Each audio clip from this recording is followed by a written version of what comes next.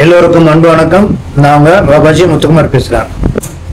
ஜெனரலா பொதுவா எல்லாருமே என்ன சொல்லுவாங்கன்னாக்கா மாயை என்ற ஒரு வார்த்தையை வந்து யூஸ் பண்ணுவாங்க. மாயை அப்படின்னு பாத்தீங்கன்னாக்கா எல்லா மதத்தினரும் அதை சொல்லுவாங்க. கிறிஸ்டின், முஸ்லீம், ஹிந்துஸ் எல்லாமே நிறைய பேர் ஜெனரலா எல்லாருமே சொல்றது மாயை. அந்த மாயைனா என்னன்னு பார்த்தோம்னாக்கா சராசரி மக்களுக்கு அது தெரியாது. ஒரு ஆன்மீகத்துல இருக்கிறவங்களுக்கு அதை பத்தி நல்லா தெரியும்.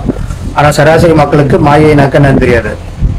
சரி, அதுனா என்ன என்றது இப்ப நான் வந்து உங்களுக்கு சொல்றேன். எளிய முறையில விளக்கம் கொடுக்குறேன்.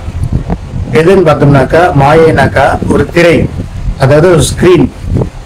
தியேட்டர்ல எல்லாம் வந்து படம் ஆரம்பிக்கும் ஒரு ஸ்கிரீன் ஒன்று மேல போகும், அப்புறமா கீழே வரவங்க படம் முடிஞ்சதுக்கு அப்புறம் அந்த மாதிரி ஒரு ஸ்கிரீன் தான் மாயை. ஒரு எக்ஸாம்பிள் சொல்றேன். அந்த ஸ்கிரீன் என்ன பண்ணும் அப்படின்னு பார்த்தோம்னாக்கா சிற்றின்பத்துக்கும் பேரின்பத்துக்கும் நடுவுல இருக்கிற ஒரு ஸ்கிரீன். சரி, சிற்றின்பம்னா என்ன, பேரின்பம்னா என்ன? சிற்றின்பம்னாக்கா தற்காலிக சந்தோஷம், அதாவது ஒரு டெம்பரரி சாட்டிஸ்பாக்சன் சொல்றது, ஒரு சந்தோஷம். அப்படின்னா என்ன அப்படின்னு பார்த்தோம்னாக்கா நம்ம சொந்த பந்தங்கள் எல்லாருமே அதுக்கப்புறமா நம்மளுக்கு எது எது மகிழ்ச்சி கொடுக்குதோ இல்லாட்டி துன்பம் கொடுக்குதோ இது எல்லாமே வந்து ஒரு தற்காலிக தான். ஏன்னாக்கா இன்னைக்கு நம்ம கூட ஃப்ரெண்ட்ஸா இருப்பாங்க, நாளைக்கு பார்த்தோம்னாக்கா எதனா ஒரு பிரச்சனை வந்தாக்கா நம்மளுக்கு அகேன்ஸ்டா இருப்பாங்க. திருப்பி வந்து அவங்களே நம்மளுக்கு வந்து உண்மை தெரிஞ்சதுக்கு அப்புறம் அவங்களே வந்து நம்ம கிட்ட சாரி சொல்லி இல்லாட்டி நம்ம வந்து அவங்க கிட்ட சாரி சொல்லியோ நம்ம அவங்க கிட்ட திருப்பி ஃப்ரெண்ட்ஷிப் கண்டினியூ ஆகும். அப்படி இல்லைன்னாக்கா காலம் பூராவே எனிமீஸா இருக்கிறவங்களும் இருக்காங்க.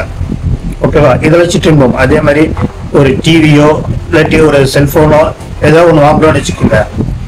அது முதல்ல பிளாக் அண்ட் ஒயிட்ல இருந்தது, அதுக்கப்புறம் கலர் டிவி வந்தது, அதுக்கப்புறம் பார்த்தோம்னாக்கா எல்இடி, அந்த மாதிரி ஆண்ட்ராய்டு, இப்போ ஆண்ட்ராய்டு அந்த மாதிரி மாறிட்டே இருக்கும்.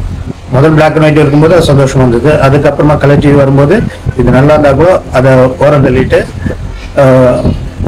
கலர் டிவி வாங்கினாங்க. அப்புறம் அதுக்கப்புறம் ஆண்ட்ராய்டு டிவி வரும்போது இது பழசாயிடுச்சு, அது புதுசாயிடுச்சு. அந்த மாதிரி மாறிக்கொண்டே இருக்கும். செல்போன் கூட சரி, முதல்ல வந்து பேசிக் மாடல் செங்கல் மாதிரி இருக்கும், செங்கல் சைஸ்ல இருக்கும்.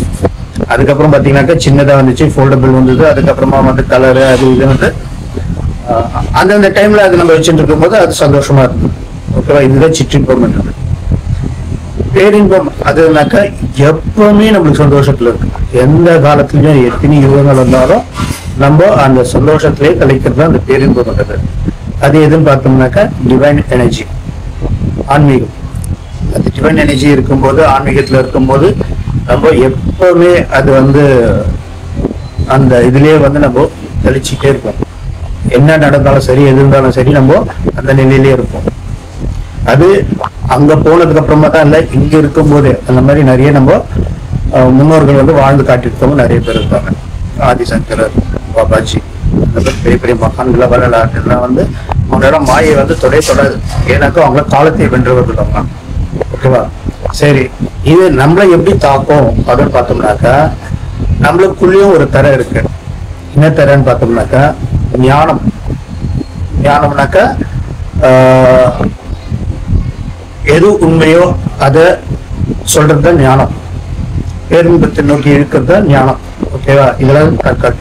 இது வந்து எதை மறைச்சிருக்கு அப்படின்னு பார்த்தோம்னா, எதால வந்து நம்மளுக்கு தெரியா இருக்குது அப்படின்னு பார்த்தோம்னாக்கா இந்த மாதிரி ஒரு காமம், கோபம், அதே மாதிரி பொறாமை, அதுக்கப்புறம் தாழ்வு மனப்பான்மை, இந்த மாதிரி எண்ணங்கள்லாம் வந்து நம்மளுக்குள்ள மறைஞ்சிருக்கிறதுனால ஞானத்தை நோக்கி நம்மளால போக முடியல. ஏன்னா நமக்குள்ளே சிற்றின்பமும் இருக்கு, பேரின்பமும் இருக்கு. சிற்றின்பம் தான் இந்த மாதிரி எண்ணங்கள், காமம், குரோதம், கோபம், லோபம், அந்த மாதிரி.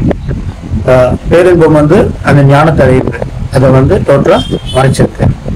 ஸோ நம்மளோட கடமை என்ன அப்படின்னு பார்த்தோம்னாக்கா இதுல இருந்து தாண்டி வருது. அதாவது இந்த மாதிரி தடைக்கற்கள் இருக்குல்ல, இதுல இருந்து தாண்டி ஞானத்தை அறிவிக்க தான் நம்மளோட எல்லாரோட கொள்கையாவும் இருக்க வேண்டும். பட் மாயை வந்து ஸ்கிரீனுக்கா இருக்கிறதுனால நம்மளால அதை பார்க்க முடியல, அந்த இடத்துக்கு நம்மளால போக முடியல. ஸோ இதை வந்து நம்ம கலைக்கணும், அந்த திரையில இருந்து விளக்கணும்னாக்கா நம்மளுக்கு கண்டிப்பா ஒரு நல்ல குரு தேவை. அந்த இடத்தை அடைஞ்ச ஒரு நல்ல குரு தேவை. இருந்தாலுடைய நம்மளால கண்டிப்பா அந்த நிலைக்கே போக முடியாது. ஞானம் என்ற ஒரு நிலைக்கு நம்மளால போக முடியாது. குரு கிட்ட சேர்ந்து குருவோட உபதேசத்தை கேட்டு நம்ம வந்து இது பண்ணாதான் நம்மளுக்கு வந்து அந்த ஞானம் வந்து கிடைக்கும். ஞானத்தை வந்து நம்ம அடைச்சிட்டோம்னாக்கா நம்மளுக்கு அடுத்த பிறவின்றதே இருக்காது. ஓகேவா? ஸோ எல்லாருக்கும் என்ன இருக்கணும் அப்படின்னு பார்த்தீங்கன்னாக்கா, அது ஒரு நல்ல குரு நம்மளுக்கு வரமா அமையணுன்றது அந்த தாகம் நம்ம கிட்ட இருக்கும், அந்த தேர்ஸ்ட் இருக்கும். அது இருந்தாலே ஆட்டோமேட்டிக்கா நம்மளுக்கு சரி குரு வந்துடும். நம்ம அவரை நோக்கி போகணும்னு அவசியமே இல்லை. இப்போ புதுசா ஒரு பூச்செடி வாங்கி வைக்கிறீங்க, செடி வாங்கி வைக்கிறீங்க, அதுல வந்து பூ மலருது, இயற்கையா மலருது. என்னன்னா வள்ளி ஆட்டோமேட்டிக்கா எங்க இருந்தாலும் தேடி வந்துடும். அதோட ஸ்மெல்ல பார்த்துட்டு ஆட்டோமேட்டிக்கா அது வந்து வந்துடும், பூவை தேடிட்டு. அதே மாதிரி குருவோட தாக்கம் நம்ம கிட்ட இருந்தாக்கா எந்த மொழியிலேயாவது குரு வந்து நம்ம கிட்ட சேர்ந்தார். குரு வந்துட்டாக்கா அவரோட பாதத்தை கெட்டியமா பிடிச்சிட்டு அவரோட சொற்களை வந்து நம்ம வேதவாக்கா நம்ம இதுனா ஆட்டோமேட்டிக்கா நம்மளோட அந்த ஞானத்தை நோக்கி நம்ம நகர ஆரம்பிப்போம். அது கொஞ்சம் கொஞ்சமா நகர ஆரம்பிப்போம், மற்றதெல்லாம் விளைகிறோம், ஆட்டோமேட்டிக்கா விளைகிறோம். நம்ம அந்த டிவைன் எனர்ஜி கூட நம்ம வந்து ஐக்கியமாகும். ஓகேவா? ஸோ குரு துணை நம்மளுக்கு கண்டிப்பா தேவை. எதுக்காகனாக்கா நம்ம ஞானம் அடைக்கிறதுக்காக. ஓகேவா? அந்த தர வந்து அவரால் மட்டும்தான் அவரால் வந்து நீக்க முடியுமே தவிர மற்ற யாராலையும் முடியாது. இப்ப நம்மளுக்கு வந்து கூகுள்ல இருக்கு, எந்த தட்டினாலும் நம்மளுக்கு கிடைச்சிருக்கு. பட் என்ன ஆகும் பார்த்தீங்கன்னா தற்காலிகம் தான். வேற எதனா ஒரு இது வந்ததுனாக்கா நம்ம அதை நோக்கி விடுவோம், திருப்பி வந்து அதை நோக்கி நம்ம போயிடுவோம். ஸோ குருவோட வார்த்தையை கேட்டு அவரோட சத்சங்கத்தை நம்ம அட்டன் பண்ணி அப்புறம் அது வழி பிரகாரம் நம்ம நடந்தோம்னாக்கா அது எப்பேற்பட்ட ஸ்கிரீன் இருந்தாலும் குரு வந்து அதை உடைச்சி தடுத்து இருப்பாரு. ஓகேவா? சரி, நம்ம அடுத்த பகுதியில் பார்க்கலாம். அது வரைக்கும் எல்லோருக்கும் நன்றி, வணக்கம். ஓம் கிரியா பாபாஜி நம. ஓம்.